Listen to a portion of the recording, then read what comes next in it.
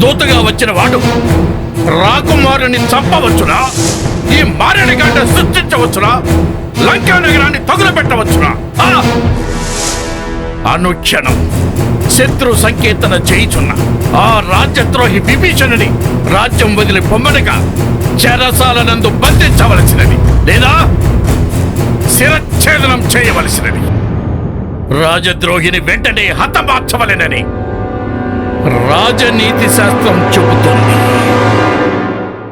మా సైనిక రహస్యాలు, వాటి స్థావరాలు, శక్తి సామర్థ్యాలు, బలం బలహీనతలు ఆ రాజద్రోహి విభీషణుడు శత్రువుకు చెప్పకుండా వారికి ఎంత ధైర్యం మా లంకా రాజ్యంపై దండెత్తి రావటానికి!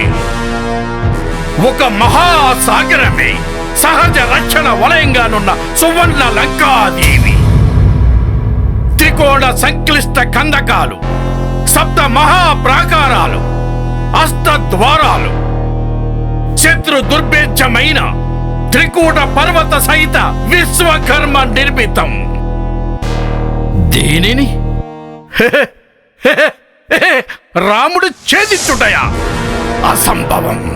ఒక్కొక్క దానవ వీరుడు వేలాది శత్రువులను త్రుటిలో మట్టు పెట్టగల చండ ప్రచండ వీర విక్రమ రణసింహులతో కూడిన అఖండ సైన్య సంపత్తి. మరి మరి ఎలా ఈ ఘోర వైఫల్యం?